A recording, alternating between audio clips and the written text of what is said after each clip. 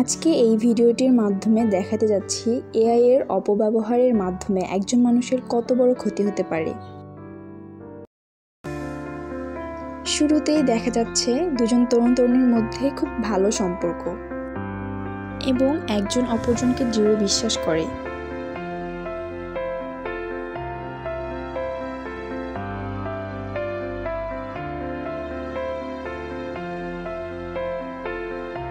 তারা একজন অপরজনের ভালো লাগা, সবলতা, দুর্বলতা সব শেয়ার করে।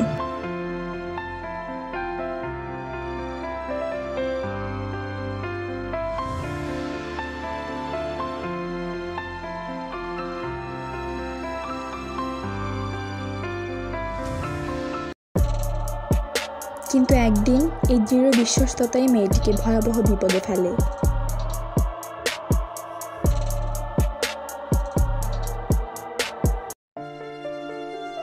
যা মেয়েটির সামাজিক সম্মান ক্ষুণ্ণ করে এবং এর পরিণাম হতে পারে ভয়াবহ।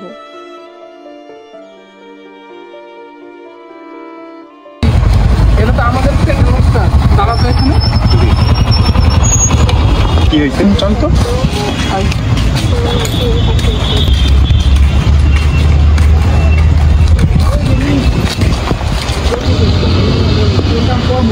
কিরে নুসরাত, কি হয়েছে তোর? কি হয়েছে বল। আমাদের সাথে শেয়ার করতে পারিস, আমরা তো তোর ভালো ফ্রেন্ড। তো কয়েকদিন থেকে মন মরা দেখছি তোকে, কোনো সমস্যা?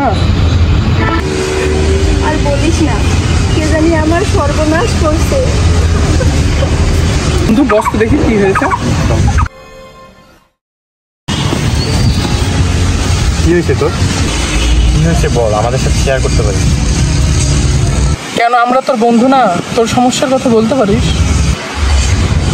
ইদানিং সময় দেখতেছি সোশ্যাল মিডিয়ায় আমার কিছু ভিডিও ভাইরাল হয়েছে, যা কিছুই আমি জানি না। তুই জানিস না কিন্তু তোর ভিডিও ভাইরাল হয়েছে, তার মানে তো এটা বন্ধু? হ্যাঁ বন্ধু, ঠিক বলেছিস। এটা তো আর্টিফিশিয়াল ইন্টেলিজেন্স, এআই ছাড়া সম্ভব না।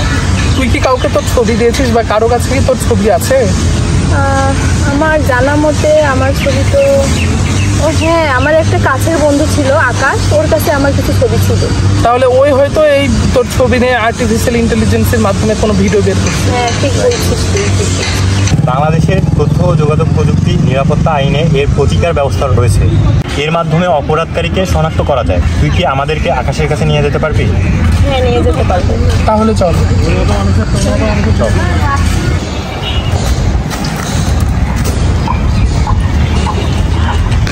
আকাশ, কেমন আছিস? কি হয়েছে তোর? তুই আমার সঙ্গে কথা বলতেছিস না কেন? অ্যাভয়েড করতেছিস কেন আমাকে? বর্তমানে আমার মন ভালো নেই, আমি দুশ্চিন্তায় আছি, তো এই কারণে।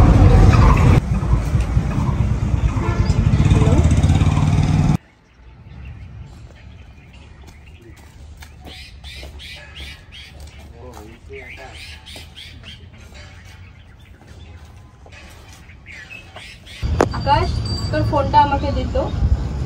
কেন? দরকার আছে তোর ফোনটা। এর আগে তো কখনো তুই আমার কাছে আমার ফোন চাস না। এখন দরকার আছে, দে আমাকে ফোনটা দে, খুব দরকার আছে, দে।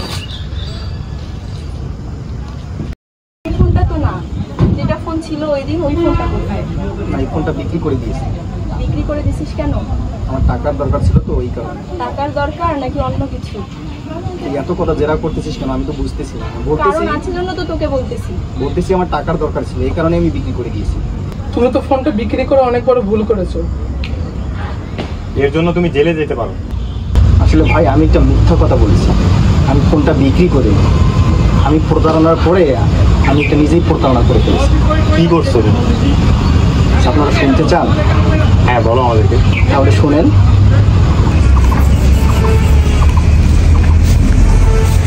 আসসালামু আলাইকুম ভাই। সালাম। ভাই, আমি একটু আপনার কাছে আসছিলাম। কি দরকার? ভাই, আমি লোকের মুখে শুনি আপনার নাকি অনেক টাকা, আপনি অন্যদেরকে টাকা ধার দেন, তো আমার কিছু টাকা লাগছিল।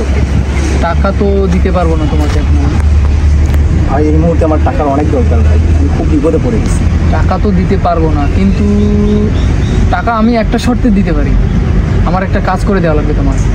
ভাই, আমি যে কোনো শর্তে রাজি আছি ভাই, আমার অনেক টাকার দরকার। আমি যে কাজটা তোমাকে দেবো, কাজটা তো অনেক কঠিন, তুমি কি করতে পারবা? ভাই বর্তমানে আমার কাছে কঠিন বলতে কিছু নেই, শুধু একটাই কঠিন, আমার টাকার দরকার।